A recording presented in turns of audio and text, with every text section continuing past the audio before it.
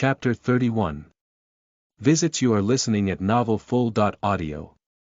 If you are interested in reading 10 chapters ahead, go check out my Patreon with the link https://www.patreon.com/lazysagedao, or just type in my writer's name in the website. The plot is getting exciting there, and you guys can support me in any way you can. Additionally, go read my other novel, Journey of the Fate-Destroying Emperor, and join the Discord. https://discord.gg/princesstapy.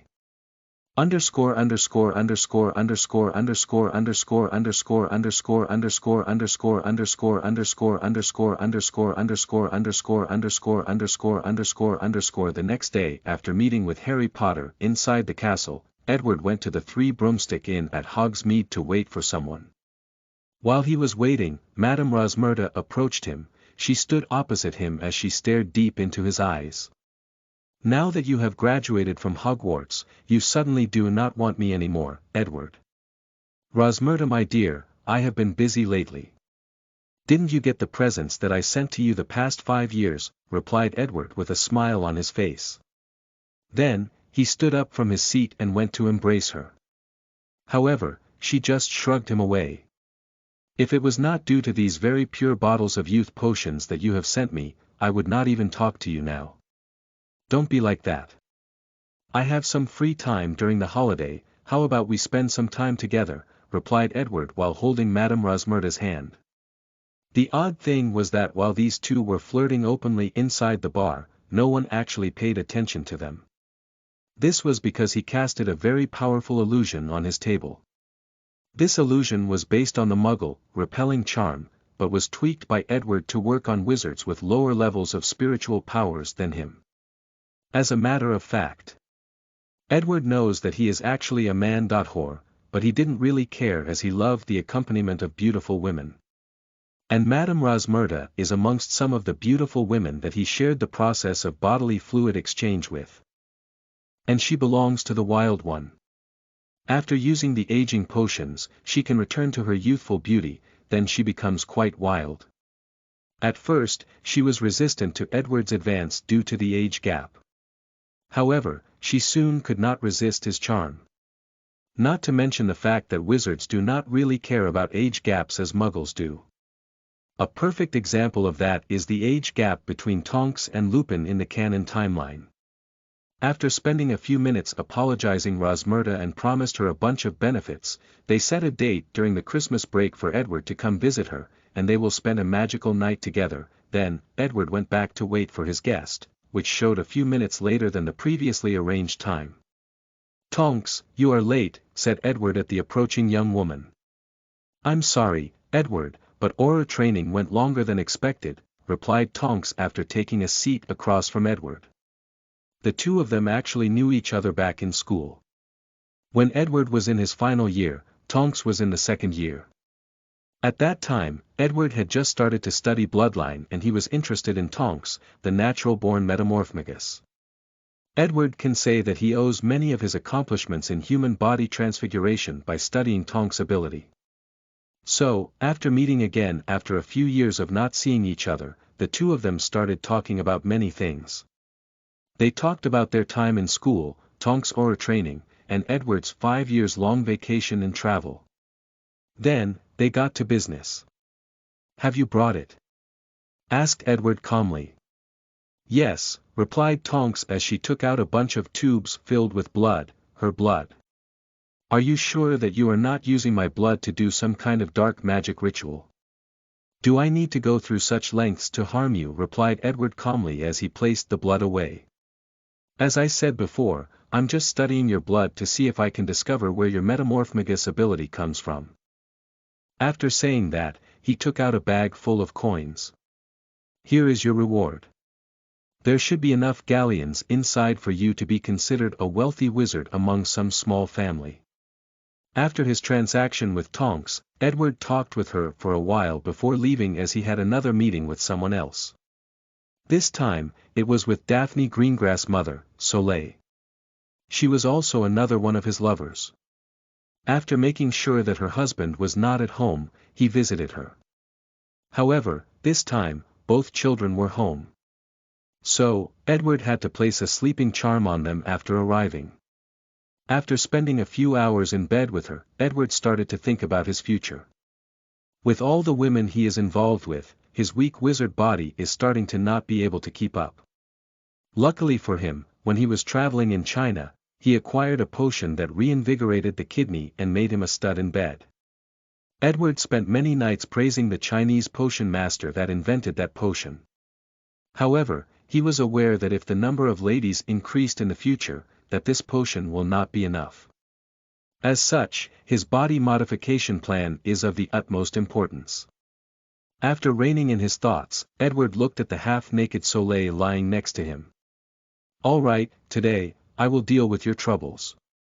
Underscore underscore underscore underscore underscore underscore underscore underscore underscore underscore Have anyone watched WandaVision?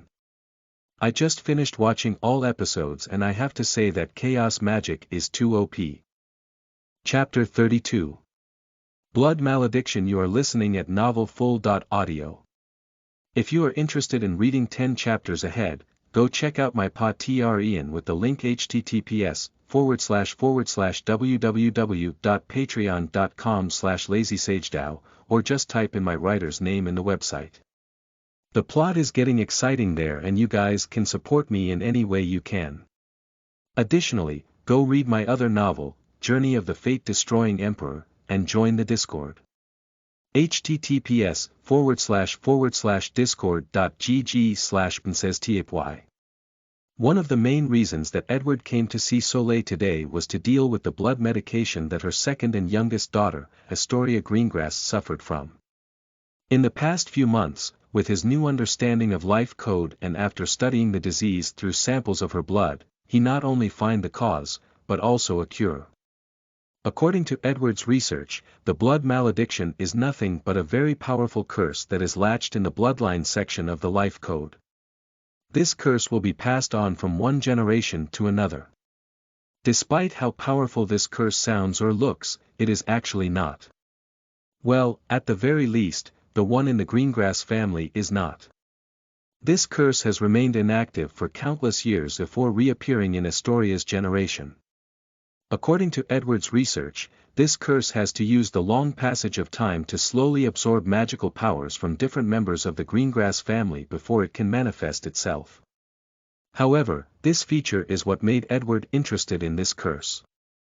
To be able to use someone's bloodline as a medium for a curse is something that interests him, not to mention the fact that this curse can survive for so long. Scene break. Edward was standing in Astoria's room with Soleil by his side. He first fed her a potion that he made personally for her. This potion was designed to isolate the curse from her life code. Then, he pointed his wand at her and said, "Resero Codex Vita," then her life code was shown to him. Then, he slowly observed. He watched how the potion slowly started to fight the curse inside her bloodline. However, the curse was losing.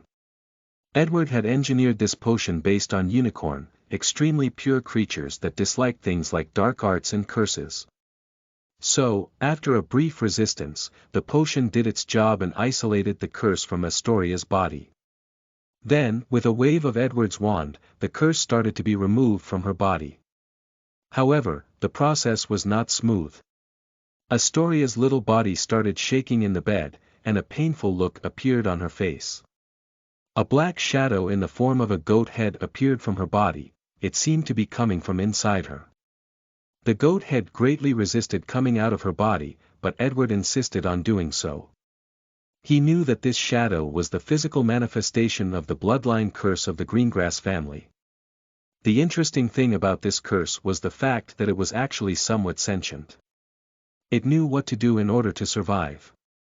Whether this was instinct or some form of will, Edward did not really know. But, he was prepared to find out. While Edward was fighting with the curse, Soleil had a worried look on her face, but she did not say anything. Before they began, Edward had already warned her of what to expect, and that she should not distract him under any circumstances. After entangling with the curse for a few minutes, Edward managed to remove it from Astoria's body and placed it on an alchemy item that he specifically prepared for it, he was quite interested in studying this curse. Especially since it involves knowledge regarding bloodline. Is she going to be fine? Asked Soleil with a worried look on her face. She will be weak for a few days, otherwise, everything should be fine. However, closely monitor her and report to me in case you find something wrong. Soleil then nodded as she sat next to her daughter and caressed her head. What are you going to tell your husband? About what? About the curse being gone. He probably won't even notice, replied Soleil with a little melancholy in her voice. Unfortunately for her, she was wrong. As soon as Edward removed the curse from Astoria, her father, Jameson Greengrass, actually felt it.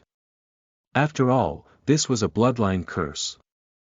As the direct bloodline of the Greengrass family, the curse was once passed on to him. It's just that he was lucky and it never activated during his generation, but activated itself in his daughter. So, these two married pure-blood couples will have a very harsh and real conversation tonight. However, this will have nothing to do with Edward, as he did not care about such a thing. Even if Jameson found out about him, he would not dare to come confront him. Not only because of his strength as a wizard, but also because of both the political and economical power of the Bones family all over Europe. After operating home, Edward went to a specific room with a large map of the entire world on it. He pointed his wand at the humongous map and said, Quirinus Quirrell. Chapter 33. First meeting. You are listening at novelfull.audio. If you are interested in reading 10 chapters ahead, go check out my Patreon with the link https://www.patreon.com/lazysagedao, or just type in my writer's name in the website. The plot is getting exciting there and you guys can support me in any way you can. Additionally, go read my other novel, Journey of the Fate-Destroying Emperor, and join the Discord. https://discord.gg/princesstapy.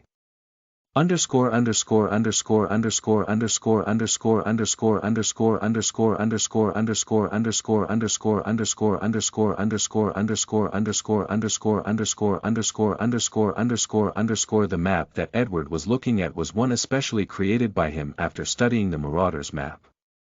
His purpose was to keep track of all the important people of the wizarding world. Unlike the Marauders map, Edward's was completely different in certain aspects. For once, his map could track anyone anywhere in the world. In other words, this map was not restricted to just Hogwarts Castle. Of course, such a powerful map also has its own restrictions. For starters, if you want a person to appear in the map, you first have to get hold of something of them. It can be their hair, nails, saliva, blood, or a magical item that is very personal to them. Then, through these items, a powerful tracking hex will be used and the name of the person will be shown in the map. Furthermore, Edward has another copy of the map that he brings with him that is linked to this one in the room. After checking the whereabouts of Quirrell, Edward discovered that he had just teleported to the forest in Albania from Hogwarts Castle. After seeing this, Edward smiled and also teleported there. Scene break. Quirrell was standing in a forest with a hood on his face, hiding all of his features. After arriving, he kept looking left and right, as if waiting for something. "Oh, Quirrell, what have you fallen into?" suddenly said a voice. After turning around, Quirrell discovered that the person who came turned out to be Edward Bones. Although surprised at first, he still remains calm on the surface. After all, his face was completely covered. "I do not know who this Quirrell you are talking to is," he responded in a deep and gravy voice. "You do not need to hide it, as I am the one who sent you the secret notes that lured you here. And I am not here to talk to you, but your master hiding behind your turbans." As soon as Edward said these words, Quirrell began to attack him. However, Edward just waved his wand, then the spell was blocked.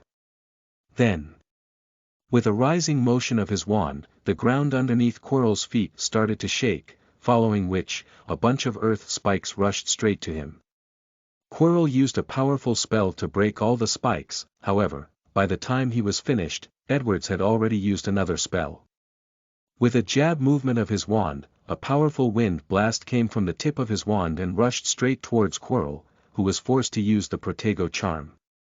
Although he managed to somehow block the attack, all the trees around him did not have the same luck.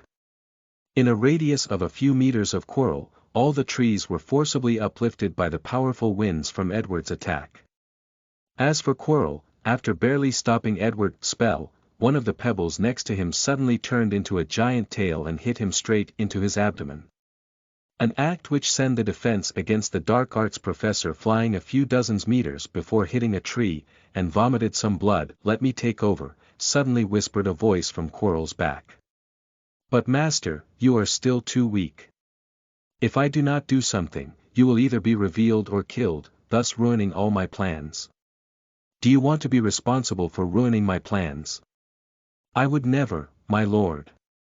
After that, Voldemort's soul took control over Quirrell's body, and Edward noticed the change. In his vision, Quirrell's magic suddenly turned different, it turned more cold and ruthless. "So, Tom, are you ready to talk to me now?" However, the response that Edward received was an Avada Kedavra. A powerful green light rushed straight towards him from Quirrell's wand. With a whoosh sound, Edward disappeared and appeared behind Quirrell's back. With a wave of his wand, a bright red fireball rushed straight towards his opponent. However, Voldemort also disapparated from his position and apparat next to his opponent, then he opened his mouth and spewed out a snake-shaped fire. This was actually Fiendfire. Edward's fireball changed direction, unfortunately it was swallowed by the snake. Knowing that he could not be as casual when fighting Quirrell, and having no desire to continue this charade of a battle, Edward decided to get serious. The first things he did was to place an anti-apparition charm around the surrounding. Then, he looked at the gigantic snake Fiendfire, and waved his wand again. A very terrifying cold suddenly appeared from him at the epicenter and traveled in all directions. Then, everything in Edward's way was frozen, the trees, the animals, the insects, and more importantly, the Fiendfire. The spell he used was a dark magic that he created after observing and studying Dementors. This cold was not just based on temperature, but based on the fact that all the joy and happiness in the world were removed. This cold could not only affect Fiendfire, but even a person's soul could be frozen. Edward has tested that this spell is actually useful to even ghosts. After the Fiendfire was frozen, Edward waved his wand again, then a terrible scream came from it. Following which, Voldemort suddenly felt a terrible headache that assaulted him, making him incapable of thinking, moving, or casting spells. He opened his mouth and spewed out a black mist that wanted to corrode Edward. However, the effect of the Dementor's cold was not finished and the black mist was also frozen. Voldemort did not take long to realize what this kind of pain was, as it was too familiar of a feeling. It was the same pain he suffered every time he created an Horcrux and split his soul. This meant that Edward's spell was actually a dark magic that actually directly affected the soul. For a person like Voldemort who has split his soul into countless parts, this kind of spell was quite deadly to him. Even in his peak form. With a little helplessness, Voldemort dropped his wand on the ground as he knelt on the ground and held his head in agony. The scream lasted for a good minute before subsiding. With great difficulty, he asked, "What do you want, Edward Bones? I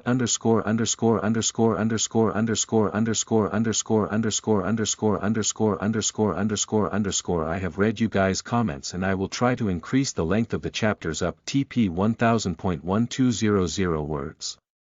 However, please be patient as I have already written the next 10 chapters, so some of them will still be short. One more thing, if any of you enjoy my story, please give a positive review or constructive criticism. The last few reviews have only been people who only wrote bad reviews because things did not go their ways or for no reason whatsoever. As an author with a little experience, I can receive criticism. And I never actually delete reviews as they can tell what I'm doing wrong and how to improve. But, at least write something that is helpful to the story. If you do not like it, give a valid reason. Don't just give it a 1 star just because you felt like it. After this experience, I suddenly understand why some authors decide to abandon their stories. After placing so much effort on something, people just sh**t on it for no reason. Chapter 34. Deal 1. You are listening at novelfull.audio. If you are interested in reading 10 chapters ahead, go check out my Patreon with the link https://www.patreon.com/lazysagedao, or just type in my writer's name in the website. The plot is getting exciting there and you guys can support me in any way you can. Additionally, go read my other novel, Journey of the Fate-Destroying Emperor, and join the Discord. https://discord.gg/princesstapy. _________________________________________ After getting up from the ground, Quirrell. Under Voldemort's control. Removed the turban from his head. Then, the face of Voldemort on the back exchanges with Quirrell's face on the front. Since you have brought us here, then there must be a reason. So, what is it, Tom? I am here to make a deal with you, replied Edward with a calm look on his face. Do not call me by that disgusting name, hissed Voldemort. Oh, do you think that I am not worthy to address as such, Tom? Asked Edward nonchalantly. Forget the fact that you are far from my equal in your current state, even in your peak state, I can still confront you. Voldemort then became quiet for a few seconds before saying, state your intentions. I am here to make a deal with you. After saying that, Edward did not wait for Voldemort to say anything more. He took out a parchment from his suit and threw it at him. Voldemort did not catch the parchment with his bare hands, but waved his hand first, attracting Quirrell's wand that he previously dropped. Then, he caught the parchment with his wand. After checking that there were no curses on it, he started to inspect the content. The parchment had many beautiful designs all over its corner, and words were written on it. To be precise, it was a magical contract. According to the agreement inscribed in it, Edward will tell Voldemort the obstacle that Dumbledore set to guard the Philosopher's Stone back at Hogwarts. And in return, Voldemort will give Edward all of his magic knowledge. That includes all his magic research, his understanding, his experiment, all his skills and experience in using magic. Both practice and fighting experiences. Voldemort became very furious after reading this magic contract. Why would I sign something like this? It's not like you have a choice, do you? Do not sign it, and I will just destroy you here and now. You may have escaped death, but you are still not a threat in your current state. After contemplating for a while, a strange smile appeared on the Dark Lord's face. Edward Bones, you and I are similar in many ways, we both have an unquenched thirst for the pursuit of power. Why don't we both join hands and rule the wizarding world together? I can share my method of immortality with you, and together, we can rule the entire world together for eternity. Edward listened to Voldemort's speech with a calm look on his face. He was not surprised that the Dark Lord tried to recruit him. After all, he is very talented and a member of the Pure Blood family. He is the kind of person that Voldemort likes to recruit the most into his inner circles. Tom, you are right in saying that we are alike in many ways, replied Edward calmly. However, there is one way that I am different from you, one major difference. I am way more arrogant than you. If you can find a way to escape death, do you think that I will not be able to do it too, and on my own? Voldemort was quiet after hearing these words as he realized that Edward was right. For a genius of his level, if he focused on studying death, there is a high chance that he will find a way of immortality on his own. Voldemort then looked at the contract in his hand. If it was up to him, he would not want to sign this contract. Because doing so would result in him giving away all his magical knowledge and accomplishments. Including the method of making Horcrux. This is the biggest secret that he has never told any of his servants. Even the most loyal of them like Bellatrix Lestrange. As he can only truly trust himself, he never told a second person about it.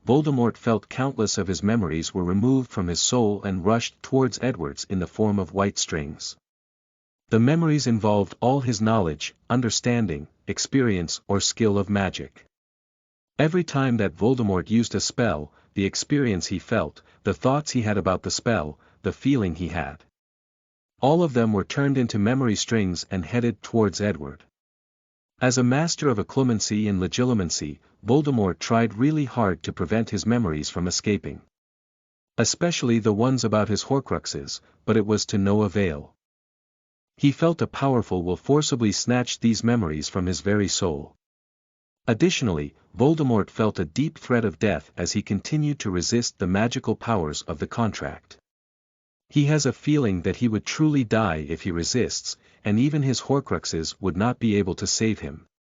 After a few minutes, countless white strings of memories were all around Edward. He took out an alchemy item that looked similar to Dumbledore's Deluminator. With a wave of it, all the memories were perfectly stored inside, and Edward has a happy and satisfied smile on his face. As for the Dark Lord, he wanted nothing but to immediately kill Edward. However, he knew that he was in no shape to accomplish such a task. However, Voldemort has placed Edward as the second person that he must get rid of after Harry Potter once he is resurrected. Edward Bones, do not forget that you are also under contract, so fulfill your end of the bargain, said Voldemort in a hoarse, almost hissing sound. That's true, replied Edward. Then, he sent another parchment to the Dark Lord before operating long before he even read it. As for Voldemort, he started to roar out loud after reading a few words from the parchment that said, Mirror of Erist. Chapter 36. Increase in Strength. You are listening at novelfull.audio. If you are interested in reading 10 chapters ahead, go check out my Patreon with the link https://www.patreon.com/lazysagedao, or just type in my writer's name in the website. The plot is getting exciting there and you guys can support me in any way you can. Additionally, go read my other novel, Journey of the Fate-Destroying Emperor, and join the Discord. https://discord.gg/princesstapy. ________________________________________________________________________________________________________________________h. After Edward made the deal with Voldemort and acquired all of his magical knowledge and experience, he spent a few days reviewing all the memories, absorbing them to be a part of himself. Due to the fact that Voldemort has done countless dark magic experiments, Edward had to absorb happy or positive emotions often through his Patronus charm. However, the payoff was worth it. With his abnormal memory and talent for magic, he absorbs all the knowledge in just a few weeks. As a matter of fact, due to the fact that he was so engrossed in his learning process, he almost forgot his rendezvous with Madame Rosmerta. Luckily, Momo reminded him. After absorbing all these memories, Edward acquired all the skills of Voldemort. All the unique magic he used during his battle against Dumbledore at the Ministry of Magic, the way he can use unaided fly, his ability to speak Parseltongue. Well, Edward could already do that, just not as easy or fluent as the Dark Lord. More importantly, all of his experience. The one thing that Edward always lacked was fighting experience. Especially fighting powerful wizards like Dumbledore. However, from Voldemort's memory, he experienced all the time that the Dark Lord fought against Dumbledore himself during his rise in the First Wizarding War. With this experience made up, Edward can say with 100% certainty that he is the most knowledgeable wizard in the modern era. Except for maybe Nicholas Flamel. However, from his understanding, Flamel is only knowledgeable when it comes to alchemy, not using spells and the dark arts. The only thing that prevents him from being the most powerful wizards of the modern time is his lack of magical powers. Edward still has not broken through the limit of 25 times the magic power of an adult wizard. One thing that caught Edward's interest among all of Voldemort's experiments was the way that he broke through the 25 times limit. As Edward previously guessed, it had something to do with the Horcruxes. Every time that Voldemort broke a piece of his soul, an immense magic power wave was produced during the process. What the Dark Lord did was to use his magic core to absorb this excess magic power, then forcibly expand his magic core. The process is actually quite excruciating, but very effective. Tom discovered this method after he made his second Horcrux after graduating from Hogwarts. According to Edward's discovery, Voldemort at his peak had a magic power 60 times the average wizard. This fact first greatly shocked Edward, but he soon realized that it made sense. After all, Dumbledore was barely equal to Voldemort with a powerful wand like the Elder Wand.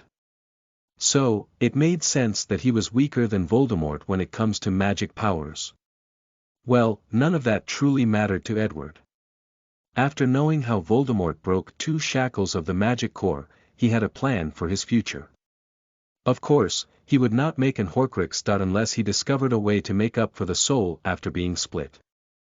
Although Edward has a tremendous amount of knowledge and understanding of the soul. Especially after getting access to Voldemort's research on the matter, he still did not find a way to make up for a split soul. Even modifying the soul section of the life code cannot make up for a split soul. After dealing with all the knowledge of Voldemort, Edward started to ponder for the future. Although he had all the knowledge of the Dark Lord, he was not satisfied, he wanted more. He wanted all the knowledge of both Dumbledore and Grindelwald. If he manages to accomplish such a thing, then he could not fathom how powerful he would be. At that time, his understanding of magic would reach a realm that even he could not fathom. Of course Edward knew that compared to all the truly powerful mages, wizards, and sorcerers throughout countless dimensions, this level cannot be considered anything. However, by doing so, he will set a very steady foundation for himself when he meets these beings in the future. Now, all he has to do is to find a way to have both these powerful beings to actually sign the contract. However, this is not an easy task to do as both of these people are wizards of extreme will, and will not bend to coercion. And they would rather die than be forced to do something against their wills, ideologies, or beliefs. When it comes to Grindelwald, Edward has a vague plan that can be accomplished during the summer of next year after acquiring the Philosopher's Stone. However, when it comes to Dumbledore, he is quite helpless. Maybe I can use the chaos when the Chamber of Secrets opens next year, thought Edward to himself. Chapter 37. Deathly Hallows, 1. You are listening at novelfull.audio. If you are interested in reading 10 chapters ahead, go check out my Patreon with the link https://www.patreon.com/lazysagedao, or just type in my writer's name in the website. The plot is getting exciting there and you guys can support me in any way you can. Additionally, go read my other novel, Journey of the Fate-Destroying Emperor, and join the Discord. https://discord.gg/princesstypy. After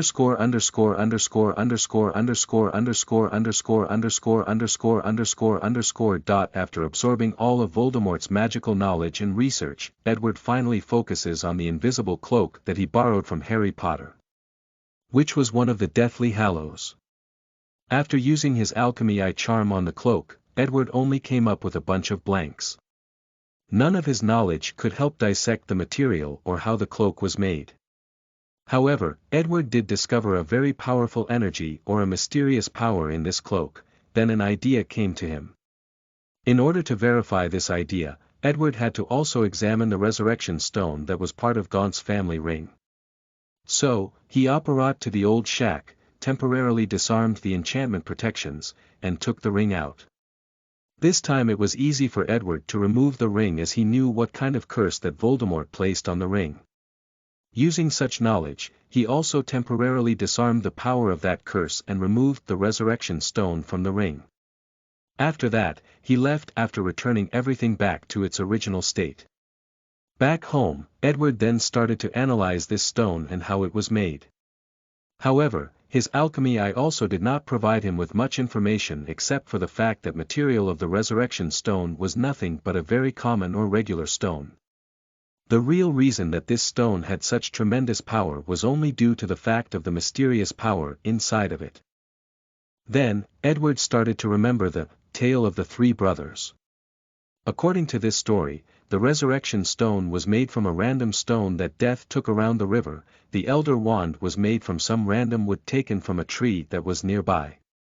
Only the invisibility cloak was different, only the cloak actually came from part of Death's body. With his previous conversation with Death, Edward had already determined that there was some truth to this story.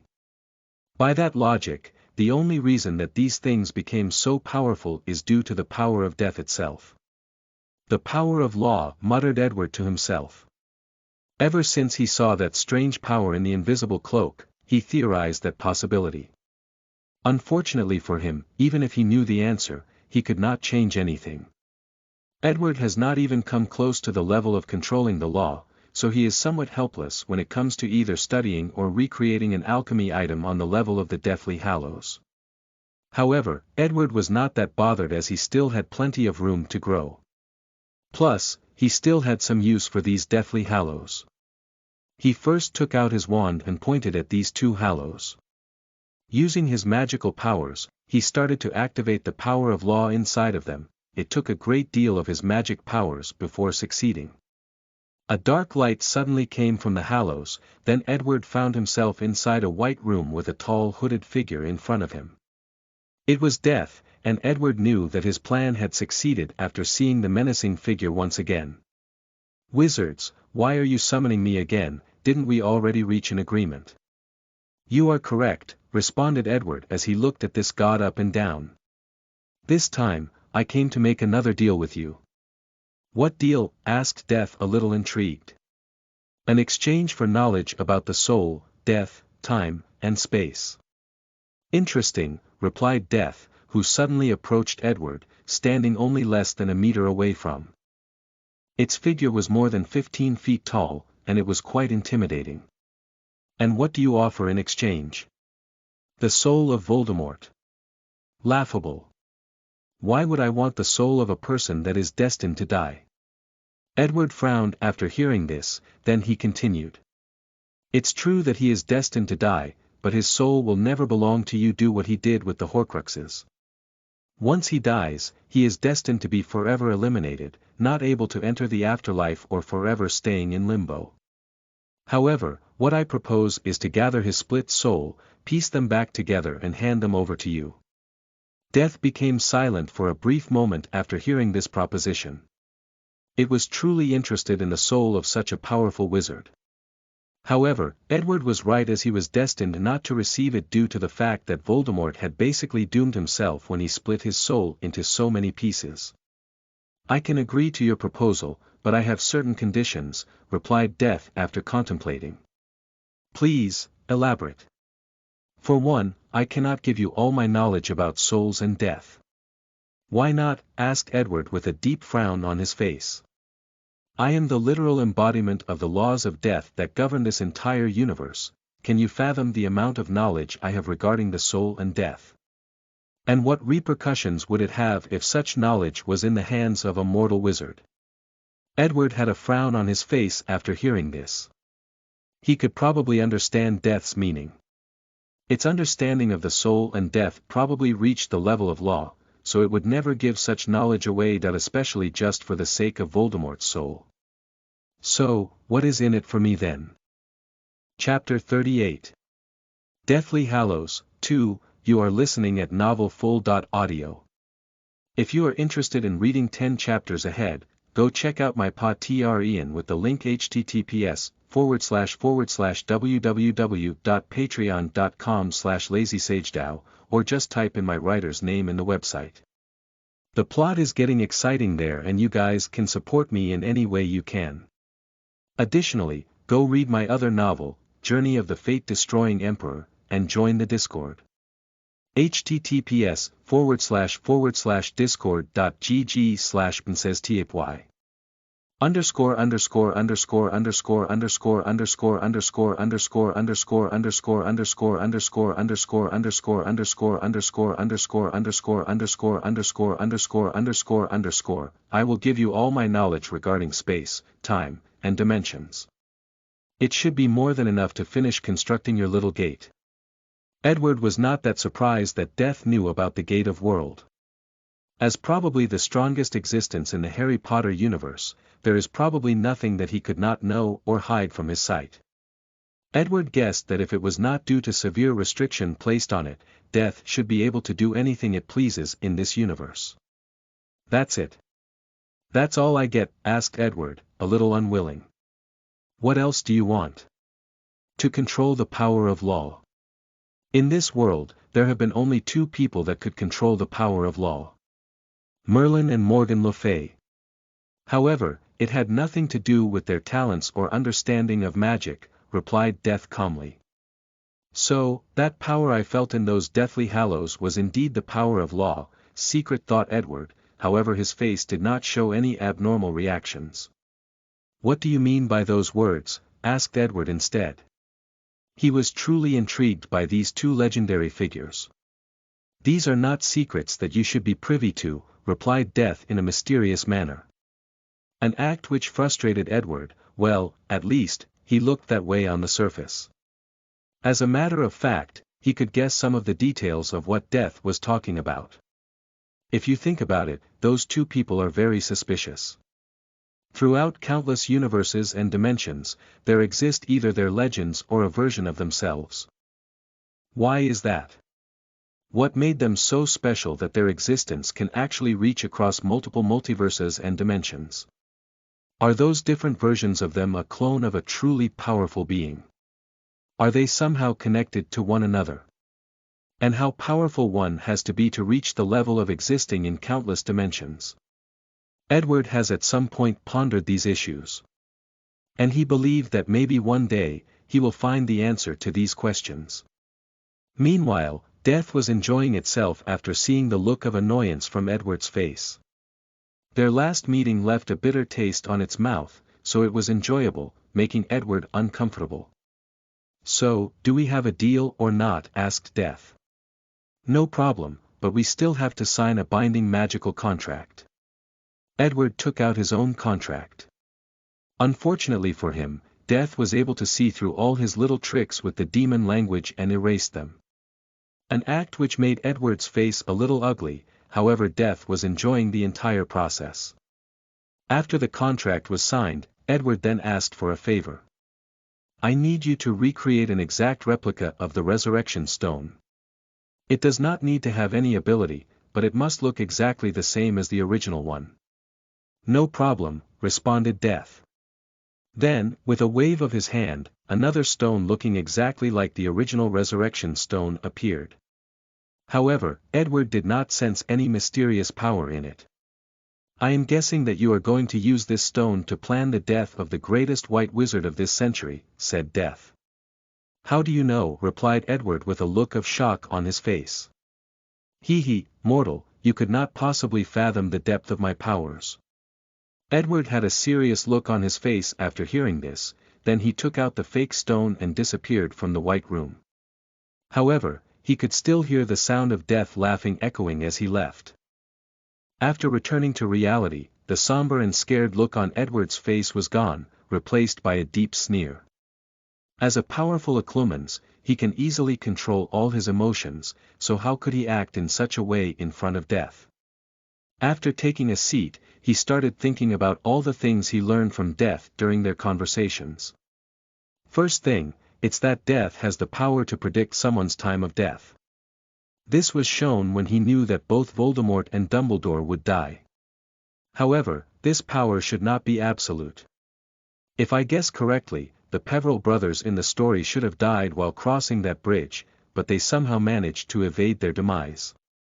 That's the reason that Death showed itself and used the Deathly Hallows to lure them to their own deaths. Second, although Death is a powerful god, it still has a range of human emotions. He can get angry, frustrated and so on. Not to mention his massive ego and his desire to show his power. Edward then spent a few hours thinking about his conversation with Death and reviewing all the information that he might have unknowingly released. After that, Edward entered his mind palace where all the books he had read appeared in the form of a giant library. The library was more like a city instead of an actual library due to how vast it was. Everything was perfectly categorized and Edward only needed to think of the book or knowledge he needed to review and it would appear in front of him. He then located a book written by him with the simple title, An Analysis of the God of Death, and started updating it with all the information that he received today from their discussion. Chapter 39. Back to School. You are listening at novelfull.audio.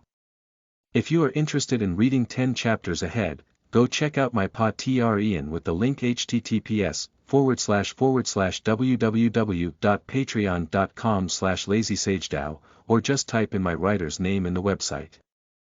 The plot is getting exciting there and you guys can support me in any way you can. Additionally, go read my other novel, Journey of the Fate-Destroying Emperor, and join the Discord. https://discord.gg/princesstapy.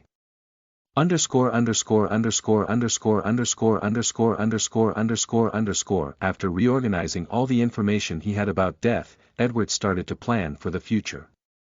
As a matter of fact, he does not trust death, he does not even trust the contract that they had just signed. Edward had the confidence to become one of the greatest wizards that ever lived in this world. And according to his calculations, this won't even take long. At that time, no one would be able to stop him from doing what he wants. Except for death. As the literal embodiment of death of this world, there are very few things that are even effective against him, let alone hurt him. So, Edward decided to placate this powerful being by making it look like he was working for him. By making himself seem less threatening than he actually was. As for the contract that they signed, Edward does not believe for even a second that this contract is binding to a being of law. From the beginning, Edward planned to use his own power to finish that gate. Of course, if he could not finish the gate on his own, then the contract would be his last backup plan. Well, only if death hold his side of the bargain. Of course Edward will also take other precautions. The invisible cloak, for example, it is the only thing that could actually hide a person from the gaze of death itself.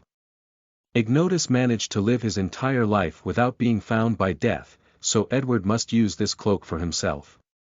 Of course that is only possible if someone knows the proper method to activate the cloak. Otherwise it's just a normal invisible cloak made by the hair of demi-guise. Unfortunately for him, there are still some problems with his plan. And that was Dumbledore. Edward could foresee that the headmaster would know that he had borrowed the cloak from Harry Potter. So, if he does not return it, things will become complicated. So, Edward decided to create a fake to replace the real one. However, this plan is not simple as well, given that he has to fool the greatest wizard of modern time. And Edward had a plan, and it was a very simple one. All he had to do was to transfer some of the power of law from either the resurrection stone or the invisibility cloak into the fake one. That part was actually a little easier as Edward already knew how to activate the power inside the stone. This is how he managed to contact Death to make the deal with him. The hard part was to find a material that could withstand the death laws. Although Death could place his powers on anything. A stone or branch, Edward was not him, so he needed specific material in order to accomplish the task. As such, Edward spent the remaining Christmas vacation making a very powerful invisible cloak that could fool Dumbledore. Scene break. Edward entered his classroom and looked at all the students. The majority of them were still talking about their vacations, but they all quieted down after seeing the professor entering the room. "Okay class," said Edward out loud. "Today, we are going to learn about double enchantments. Does anyone know what that is?" The classroom instantly became quiet. However, a few seconds later, someone did raise their hand. "Mr. Weasley, please answer the question." Professor, I do not know what double enchantments is, I just had a question." "Does your question have anything to do with our class?" asked Edward calmly. "I am afraid not. But it is a good question. And I am sure that many people are interested in hearing the answer." "Fine, ask away, Mr. Weasley." "Professor, during the holiday, I read the U.Gi.O comics that your company just recently released, and it was very exciting. I am wondering whether you are as good of a player as Yugi Muto. Edward's mouth almost twitched after hearing this question. Meanwhile, the entire classroom became noisy and excited after hearing Fred Weasley's question. That's a good question, added Lee Jordan. I heard my father say that most people realized how terrible they were when it comes to playing dueling cards after the comic came out this Christmas. Even international players. So, they started to model their decks after the characters in the comics. Edward had to sigh secretly after hearing this. As a matter of fact, Lee Jordan was actually right. Most wizards were indeed terrible at the game. Despite playing it for so long. This was the main reason that Edward created a comic based on the original series to publish this past vacation. Of course, some things were changed in the process. For example, Yugi Muto and his friend were in fact wizards. As a matter of fact, card dueling was written as something only wizards could do. Edward did this in order to prevent these pure-blood families from finding excuses to fight with the Bones family. Of course, no one was actually aware of the fact that Muggles could play dueling cards in the first place. In order to play the real-life version, Edward designed the dueling discs to use magic power as an energy source. "Class, quiet down," said Edward after reining in his mind. "To answer your question, yes, I am indeed as good as him, if not better. After all, I created the game." Edward had no shame for taking credit for such a thing and taking the position of both Maximilian Pegasus and Seto Kaiba. "Professor, can you show us? Can you show us how good you actually are?" asked another Weasley. This time, however, it was George. "If you guys want to see a powerful player, go play against my cousin, Susan. If any of you can manage to beat her, then I'll even let you choose any cards from my collection. As you can imagine, as the creator of dueling monsters, my deck has the rarest and most precious of cards. Now, let us get back to class. Sorry about the late chapter, I had to focus on my other novel today as the end of the month is rapidly approaching. In order to make up for it, here is a Harry Potter joke I found on TikTok. What did Ron Weasley said to Hermione at the bar? He said, "Are you Dumbledore?" She looked at him and replied no. He said, "Oh, you look like a headmaster." Comment down below if you got the joke. Chapter 40. Teaching new techniques in class. You are listening at novelfull.audio. If you are interested in reading 10 chapters ahead, go check out my Patreon with the link https://www.patreon.com/lazysagedao, or just type in my writer's name in the website. The plot is getting exciting there and you guys can support me in any way you can. Additionally, go read my other novel, Journey of the Fate-Destroying Emperor, and join the Discord. https://discord.gg/princesstapy. During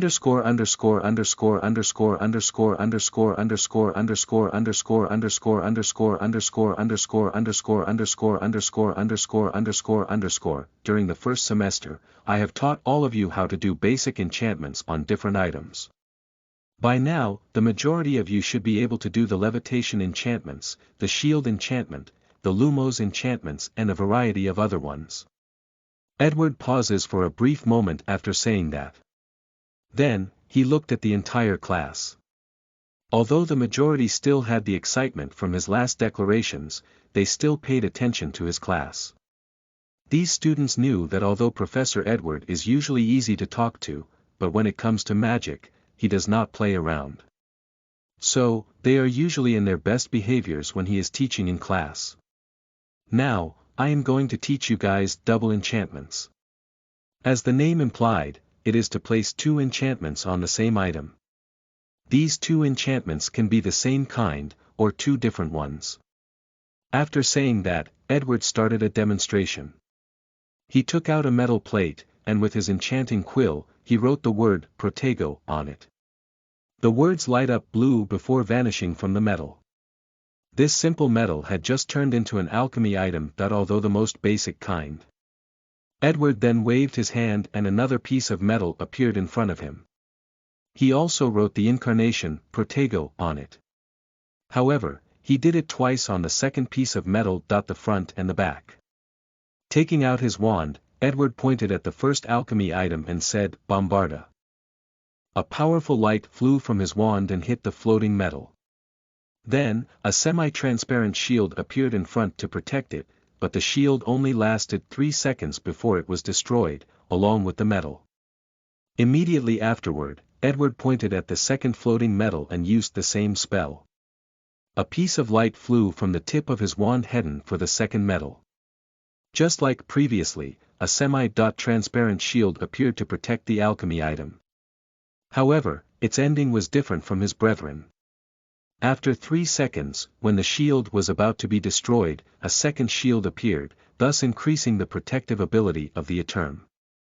Class, just like you see, double enchantments of the same kind or homogeneous double enchantments dramatically increase the strength of one enchantment.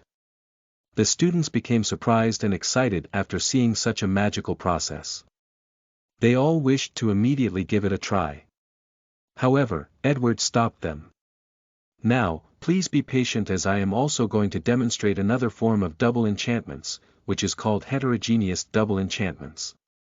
Although you guys will not have to try during today's class, it will be part of our learning syllabus for this semester.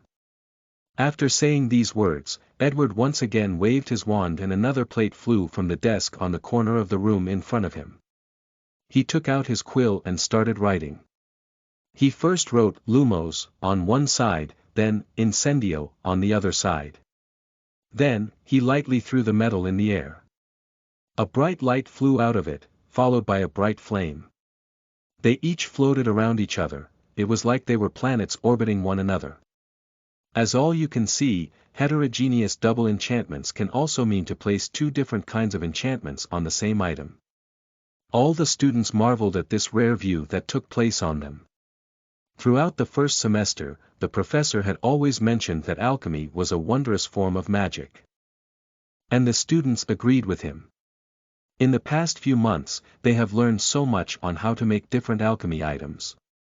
Although alchemy still has the boring part of studying different types of magical metals and ores, understanding their properties and how to properly mix them together to get the best and most efficient metal for any alchemy item, everything else was fine. On top of that, today they finally learned that what they have learned is truly only the tip of the iceberg. Suddenly, one student raised their hand. Yes, Mr. Diggory. Any questions? Professor, can you combine 2 different enchantments into a brand new one? Yes, replied Edward while nodding. This technique is referred to as amalgam enchantment. With a wave of his hand, the alchemy item with 2 different enchantments flew on his hand. Then, with his enchanting quill, Edward drew a strange symbol on the metal. The few students that are also taking the study of ancient rune class of Professor Babbling instantly knew this was actually the rune word Iwaz, meaning partnership. After Edward finished writing the rune, a brilliant light came from the metal. After that, something amazing appeared in front of the students' eyes. The fire and light floating from the metal combined together. The first thing that students noticed was the fact that the heat or temperature emanating from the fire was gone. Then, the red fire turned white, and it was not a cotton white, but more of a transparent white. The light that the new fire emanated was a few times brighter than before, it was bright to the point that most students in the class had to raise their hands in front of their eyes. In general, the white fire created by the amalgam of these 2 enchantments was truly beautiful, it seemed to bring a sense of joy and positivity to all the people in the classroom. Professor, would we be able to do that? Asked one excited student. As a matter of fact, yes, responded Edward with a smile on his face. However, the amalgam enchantment will not be taught until your 4th year. Although the students were not happy that they could not learn such amazing knowledge now, they were just as satisfied to be able to learn it next year. Professor, do we have to take the study of ancient rune class in order to become an alchemist? Suddenly asked one student with a worried look on her face. No, as long as you know the right rune to use, it will be fine. However, if any of you truly wish to study alchemy and become accomplished in this field, then you must study and understand ancient runes. Are there any more questions? No one raised their hands this time, so Edward gave the signal for all of them to start their practice of homogeneous double enchantment _______________________________________________________________________________________________________________ The first year just finished in the Patreon, so you guys can check it out if you want, but do it tomorrow as it is the end of the month. TikTok Harry Potter pickup line. Guy walked up to a girl in a bar and said to her, "Hey girl, do you go to Hogwarts? 'Cause if you do, you should lo me Slytherin. I'll make you Hufflepuff so hard that you'll be Ravenclawing my back."